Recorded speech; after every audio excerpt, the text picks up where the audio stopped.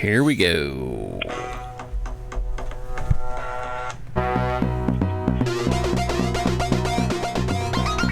It's time for Clubhouse Chatter. Here's Norm Ordez. That's right. I'm glad you didn't add in that the myth, the legend, because I actually have the legend on the line this morning, and he is an Oregon legend, and he comes to us from North Carolina, now living in Eugene, and it is Dino Philyaw. Dino, how you doing this morning? I'm doing fantastic. How are you doing? I'm doing pretty good, except for I'm hungry because I was looking at your website for your barbecue place. Holy cow, man! Holy cow! I could use some black-eyed peas. Okay. So we are a baseball show, and so Dino had a short baseball career before he went on to the University of Oregon to play football. And let's chat a little bit about your baseball career. So you were drafted in the 14th round by the Cleveland Indians, and what was being drafted by the Indians like? Well, I mean, back then growing up in North Carolina, I was a huge baseball guy, so I was that guy that played baseball 24/7. So I was more predominantly a baseball guy than I was a football guy. Football was my love. Baseball was my love, but I played, obviously, you get a chance to play baseball a little more than you play football. And so growing up, I mean, I played, Legion, every baseball league you can think of, I played it. I played in the High School World Series with a team out of New York that played in Euclid, Ohio. And so I played in that actual High School World Series, the one that they do up in Euclid, Ohio every year. Okay. So, go ahead. So playing baseball and being around baseball guys all the time was kind of who I was. I mean, I was a little guy. I was a buck 60, 63 pounds. So I was a little bitty guy. I was fast, and I played center field, and I loved stealing bases. And you stole 15 of them in 25 games in 1990 with the Gulf Coast League Indians. And so now you had the chance to play with a couple of notables, and one of them being Jim Thome. And what was Thome like, when he was coming up? I kind of missed Thome a little bit. I knew Thome. I met Thome and like the Scannick and those guys. Those was all at training camp, and really great guys. But I actually physically played with David Bell and Alan Embry. I physically played with those guys on the same team. But David Bell coming from a baseball family with Buddy Bell being his father, who was a really cool guy as well. So I got a chance to meet Buddy as well. Determined. I mean, it's just like when I play football with a bunch of Hall of Fame guys, you can always show those guys that will eventually at some point be a step above or a step faster than everybody else because of the energy and the time that they put in the game. So when did you decide that, obviously in 1991 when you were playing with Pocatello, when did you decide, you had enough baseball? What was the deciding factor? Well, baseball for me was, I was at the time coming out of high school going straight to baseball. It was probably, I was just a good old boy, country boy from North Carolina, but for me it was business too soon, too fast. And so when you don't understand business too soon, too fast, you're too emotional. And you don't think about all the little things that you need to do to be prepared for the real world. And that's what baseball was for me. I wasn't ready to be a professional athlete as much as I really needed to be a college student. And being a professional athlete, that's a tough gig. One thing that really ticks me off a little bit is going to minor league games and you hear of people, fans, this player sucks. First of all, to sign a professional contract in whatever sport, whether you're playing in the minor leagues, in baseball or signing to play in the D League with the NBA, you're a hell of an athlete. You are a professional. You are better than, a lot of the better players. And so for that, that's saying a lot. So you found yourself to Eugene, Oregon. How did you find yourself going to Eugene? Well, crazy as it is, I had a really good friend, Patrick Bryant, that I played minor league baseball with. He was a second-round draft pick by Cleveland in that same amateur draft back in '90. And he had a really good friend that he grew up with that played at Oregon. He was a Duck. Crazy as it is, he was a Duck. And Pat had these Oregon Duck gloves. It was so funny, but I loved them. But his best friend was Sean Burwell. Okay. Who was a current Duck who played running back, and we ended up being roommates one year and played together at Oregon. And I'll never forget when I got done playing baseball. I mean, coming out of high school, I was a pretty big time recruit coming out of high school for baseball and football. And at the time, we still had I hadn't took my SAT, the last one, to pass. So since I hadn't took my SAT, I had to go to junior college for a season. And when I left baseball at the time, during the time that I left, it was at a time where it was like right now, when everybody had their teams and all the money was gone and there wasn't much options. Well, I called a coach, Al Baldock out in California, and he said, "Give me a minute, let me call you back." He called me back in 30 seconds. When can you be here? And so I took a bus, went to Taft Junior College, and from Taft, I got an opportunity to come up here and be a part of, being part of something great. And so 1994, so that 94 team, so they played in the 95 Rose Bowl, and the current situation at the University of Oregon with the Ducks being nationally ranked and title contenders, that all started with that 94 team, that 93, 92 team, and the head coach at that time was Rich Brooks. And you and I had chatted about Brooks, about how underrated of a coach he was. So without Rich Brooks, there would have been no Mike Bellotti, there would have been no Chip Kelly, and there would have been no Mark Helfrich. Oregon football would not be where it is today without Rich Brooks. And I think sometimes people forget that you got to pay homage to the people that paved the way for you. And, Rich Brooks, the one thing about the Oregon family that most people don't understand is, when they say family, it really truly is a family because, I still have coaches that coach me. You're talking 20-plus years ago. You have coaches that coached on the staff that played at Oregon that had some of the same coaches that coached them that are coaches now on the staff. So that really tells you they promote with them, they believe in family, and they don't go out trying to look for the newest and greatest flyers. They believe in their system, they believe in their people, and they do all the right things to make sure that, hey, if we do the right things, we recruit the right guys, we bring the right people in, we'll be successful. I mean, it takes a little longer to do it that way, but, if you take your time, you can eventually build, the dynasty and the brand that you want. And Coach Rich Brooks is the father. There's Lynn Casanova prior to him, but you're talking Rich Brooks, who is the true founder of this new age Oregon football. Because without Rich Brooks, paving the way with a poor man's, group of athletes, I mean, he paved the way with not much. Right. And he won games against big teams with not as much. He had great players. He just didn't have the depth that those guys had. And so we had to fight a little harder. We had to play a little longer. We had to be a little tougher. And I think when you recruit guys that are a little tougher, that fight a little harder, you get a little more out of them. And when you get a little more out of them, you end up building a better guy, a better husband, a better partner, a better man.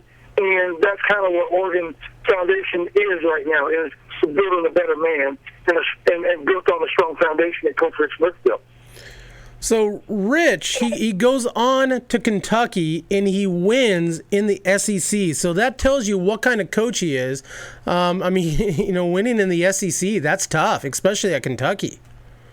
Oh, without a question. I mean, you got a team like Kentucky who's, I mean, for basketball, it doesn't get any better. Right. But for football, their football team should have been. They might as well have been a Division II school playing in the SEC because that's kind of what they look like playing against everybody else. But once Coach Rich went in, and they kind of let him do his thing. It was kind of a struggle there for a minute where they was wanting more instant success, but they didn't realize that, Coach Rich builds foundation. He builds foundation. He doesn't build pole barns. He builds foundation. And he built a strong foundation and got Kentucky back on the winning track. And apparently they just didn't get the right guy after Rich because it kind of hasn't, taken off like Oregon has here. Right. If you had one moment to look back at your football career at the U of O, one highlight, what would that highlight be? That highlight would probably be when we went down to SC and beat SC in the Coliseum, because that was a defining moment in Oregon football. A lot of people look at the Washington game and the pick, and that was big.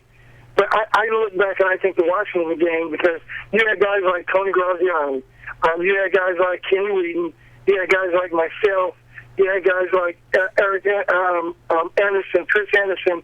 We were all backups playing at the time. When we had starting cornerbacks hurt, we had a starting quarterback hurt. Ricky Little at the time was a starter. I was backing him up. Right. And so you had guys that were backups that actually went down to SC, beat SC in the Coliseum, which hadn't been done in, if I'm not mistaken, it was 27 years or so. Right. And I think what that did was that started like, hey, we can do this. And so that, to me, that was a defining moment in Oregon history that truly changed the face of Oregon football, because we did something against a program that was storied on their storied grounds. And so for us to do that there, show that, hey, that we had a little something in us. We just had to figure out how to get it out of it. So you played in the 95 Rose Bowl. What was that experience like? It was a phenomenal experience. It would have been nice if we could have won, but I tell you, sometimes, getting where you're going, is the prize, and not winning it, because it was a testament to, the hard work and the fortitude that we paid to get there.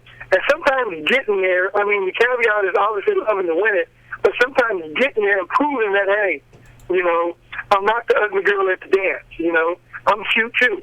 And so sometimes just being able to get there is the true prize. And us getting there just show that, hey, there's promise.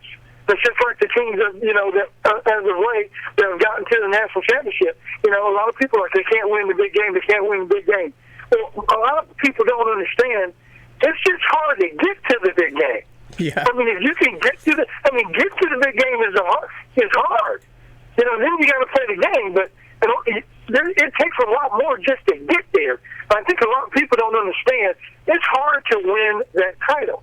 But once you win that title, and you have the true recipe, now you can replicate it, and it's easier to kind of start repeating that process and getting back quicker and quicker and quicker, because now people, that's what they expect, that's what the kids expect, and that's how they play. They play with that expectation of being a champion.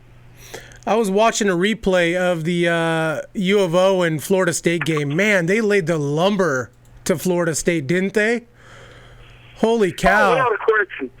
Yeah, they brought it to them. I think for Oregon, it was, they can't play with those guys. They're fast or bigger. They're this, they're that. I think we had a little chip on our shoulder to prove that, hey, we're better than you think we are. We're not just a flash and fast, team. Marcus Mariota isn't just a one-dimensional player, and he'll prove that over time that he's better than what they expected. Right. And they'll learn to appreciate the true ability that he has. And those guys have a lot to prove. And I think when we went into the national championship without Devin Allen and without our other receivers, it hurt. When you go in without your two starting receivers, it's hard to recover from one. But when you don't have two, it's kind of hard to think that, I like the next man out, but I tell you, you run out of good men. Yeah, it's a game changer, definitely. It's a game changer. People don't realize it's like, I would have loved to have taken Oregon with at least what we had when we went into that Florida State game with better odds of winning. I'm not talking about with the guys who lost prior to that, but just with the guys we had going into the game that we had the week before. If we could have took those guys into that same game, it would have been a different scenario. So let's look at the 2015 Ducks. So you're going to have a new quarterback. Right now it's either Jeff Locke or Vernon Davis, who is a stud coming down out of Eastern Washington. If the Ducks stay healthy, how far can they go? It really just all depends on, a lot of it is luck. A lot of it is luck. Who gets hurt, when they get hurt. Who knows? If Rocky decides that, Rocky might play out of his mind. If he comes and he plays out of his mind and he's the guy, then Vernon's back him up. But, until Vernon gets here, I got to be a Rocky fan until Vernon reports to camp and he's an official Duck. Right. Until he puts on that green and yellow and get that locker, he's just another guy until he becomes a true Duck, and that's when he passes his class and he gets in that locker room and gets out there on the practice field. So let's change the subject here. Let's talk about food. So you are is it fair to call you a barbecue pitmaster? That's what I am called, a pitmaster. I'm definitely a barbecue pitmaster. And so you do a North Carolina style barbecue, hence from where you're from. So what is a North Carolina style barbecue, and how is it different from like your Kansas City, your St. Louis, and all the rest? Well, the thing that is a little different about North Carolina style barbecue, we cook with the wood coals, not the wood.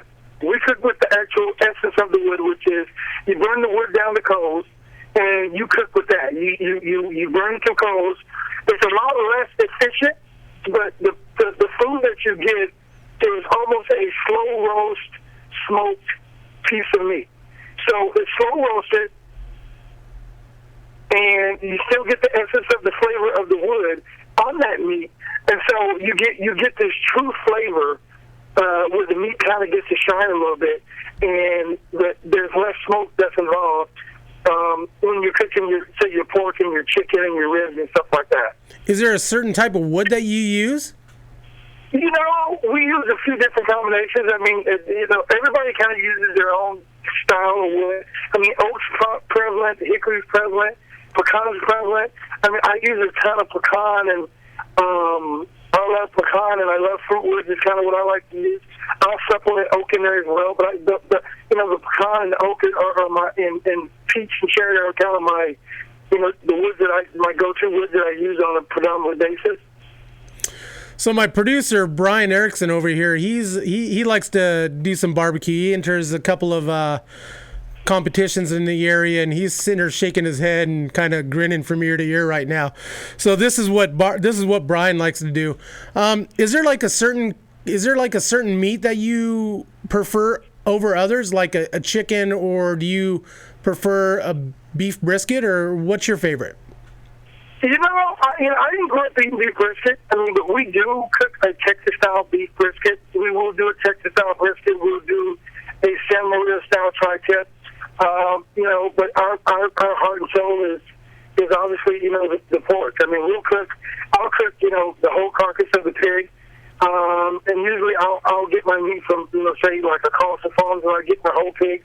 And they'll come, what they call a box hog, which will be in three portions. They'll come in the ham, the shoulder, and the whole belly part. And so I'll put those three different pieces up there, and I'll slow roast cook those. And then when I'm cooking my brisket, I have a separate pit that I cook that on, which will, cook my briskets. And I'll cook that with the wood itself, and I will smoke that. So I will smoke the brisket like, they do in Texas. And then my pork and chicken, I'll cook it the way I grew up in North Carolina. So Carlton Farms, just our neck of woods. In fact, they're probably, maybe 10 miles from us. So, yeah, so that's our neck of the woods. That is great meat over there, by the way. And so you were talking to me a little bit last night, and you were coming out of a high school, and you had just talked to some high school age players. What advice do you give those guys? I had an opportunity to talk to Central Lynn this year, last night, and kind of what I try to give the kids is a direction.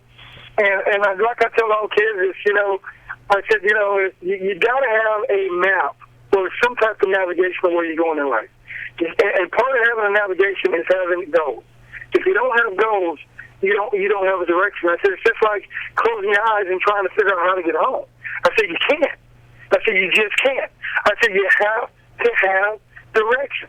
Okay, if you close your eyes and you have your navigation on, it tells you to turn left in 700 feet, and it tells you, you have somewhat of an idea to go.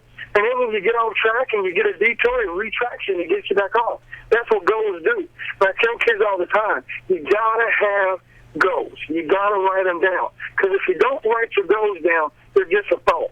It's just a thought. I said, until you write it down, it's just a thought. Once you write it down, you cause an effect. Once you cause an effect, you cause the action. Once you cause the action, you start the motion of that purpose of what you're trying to do.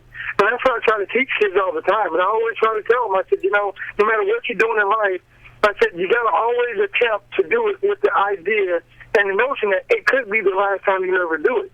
You never know. It could be that one play that makes a difference in you leaving a legacy, you not leaving a legacy. So you never know when that play is going to be. So every play you play, you have to play as if it could be your last. And so you can't assume that it's going to always be there. Nice. Very nice. So once again, we have Mr. Dino Philyaw on Clubhouse Chatter. And Dino, go ahead and plug your barbecue company. And you got the Willamette Music Fest coming up, I think, this weekend. Are you going to be there this year? No, we kind of one of the goals that we set for ourselves was we wanted to build a business where we can only focus on catering. And so we're kind of at that mark where we started saving out all these, concessions and festivals that we've done. We've done a really good job of branding, growing the catering business. And so currently at this time, they're not on our schedule. We actually have no concessions on our schedules to do in the near future. So for us now to be able to probably get into our food, you have to obviously go book us for an event, a tailgater or a wedding or a private event. Or you can buy our barbecue sauce. We have it Market of Choice in Eugene. We have it in Rock Markets in Salem as well. So, that's kind of another way to be able to kind of, get a little piece of flavor of what we do. Well, I can't wait to taste some of your barbecue. So one of these days here, maybe this season, we'll get in touch and hop on down to a tailgate and catch up with you. We're also going to be starting a new football show here in Yamhill County with KLYC Radio, and we definitely would love to have you back on and come on and talk Duck football again sometime. Oh, anytime. It's always for me. It's always go Duck. Absolutely. So let's throw people a curveball. So we have a common friend, Andrew Moore, and we chatted a little bit. We chatted a little bit about Andrew last night. What makes him so special? You're talking about a kid that has kind of been told that he was too small, he's not big enough, he's not good enough for quite some time.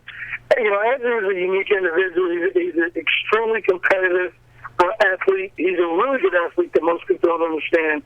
He's the same kid that was playing basketball. He put 30 up on you, without a blink of an eye. And he's always been an extreme competitor. And he's just a great kid, man. He's probably the only kid that I've ever went and I watched him play at Oregon State, went to some games, watched him play. And I've always supported him before he got to Oregon State, and I believe so hardly he'll be in the big leagues one day. Oh, absolutely. I caught up with him when he was in Everett here a couple of weeks ago, when he was in Salem Kaiser, and that kid is grounded.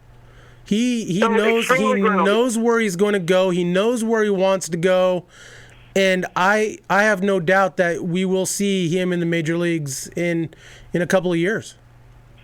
Oh, without a question.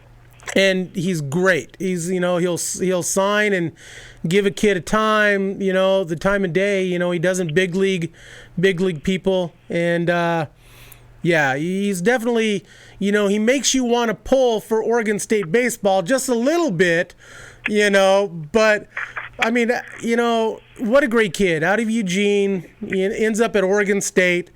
I know that wasn't an easy decision for him, and. Once again, and at the end of the day, you know, and I tell kids all the time, it doesn't matter where you go to school, as long as, you know, you where you feel like you need to be, and it's a good experience and it's good for you. You know, if he's not a Duck, or if he's not a Beaver, if he's not a, you know, to me, it never matters where a kid goes to school as long as he gets an opportunity to go and, you know, and extend his career a little longer. And I support any kid that gets that opportunity or want that opportunity. And it doesn't matter what the colors are, because at the end of the day, it's about, you know, their future and what they're trying to achieve. Absolutely, getting that education and moving on. You know, it doesn't matter. Doesn't matter if you're that scarlet and silver or that purple and gold or the green and gold. You know, hey, it's a Division I program, and that's pretty cool. Without a question. So once again, Mr. Dino Philyaw. Dino, hey, thank you for taking time and coming on the show today. Thank you guys for having me. All right, Dino. Hey, we'll catch up with you a little bit later. No problem. Thank you. All right. Bye.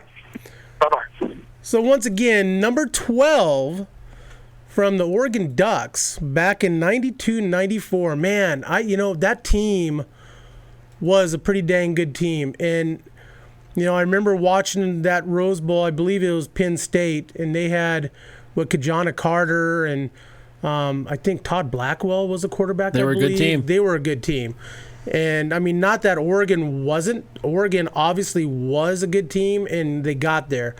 But that paved the way for what we have now. And you look at where the Ducks are now, you know, they've got a million different uniform combos, but they also can play football. That's what it's all about. And you're right, the foundation was started back then. Absolutely. I'm excited for Duck football this season. I'm excited to see Vernon Wells get into U of O and see what that guy can do. It's not every day to where you have a kid coming in with already over 10,000 passing yards in a career, you know, and the Ducks, they have that. And so we'll see if that translate on, you know, the FCS level, the FBS level, with the Ducks. But Vernon Davis, man, he can play. Well, he sure beat up on the Beavers last year. Yes, he did. I was at that game, got to talk to him right after the game, and the guy's energetic, he's charismatic, and he can play some football, too. He can play some football. Hopefully he'll pass the class so he can play. Absolutely. So I'm Norm. This is Brian. So we got the flag man representing Baseballism. Check them out, baseballism.com. Great guys. Who's up next? BaseballDudes.com. To be the best, you must train like the best. Over there in Vancouver. Based by pros Mitch Canham and Brent Lillibridge now, former Braves standout. Well, he wasn't a standout. He was an up-and-coming kid. He played a little bit with the Braves. But he's also in with that Based by Pros now. And Mark Canham with MDM Designs. Check out Mark over there in Lebanon. He does great stuff. And we're always on YamhillToday.com, streaming live. Hey, looking to sponsor the show? Shoot me an email. We'll talk. You know, it doesn't necessarily have to be monetarily. You know, we'll put your ad up for some swap for some merch. Also want to throw in 9-inning know-it-all. Check the website out, 9inning-know-it-all.com. We are sitting at over 980,000 views now, and we are doing a big giveaway when we hit 1 million views. And so Baseballism is chipped in with a gift certificate. Mark Canham with MDM Design will chip in. And we're doing a random giveaway to celebrate 1 million views with 9-inning know-it-all. So I'm Norm, that's producer Brian. Hey, check us out, Clubhouse Chatter 1T on Twitter. We're on Facebook, YouTube, and shoot me an email, clubhousechatter18@gmail.com. And we'll be back at 11:45 with Charlie Hayes, who caught the game-winning foul ball in the 1996 World Series against my beloved Braves. So we'll be back. Thanks for listening.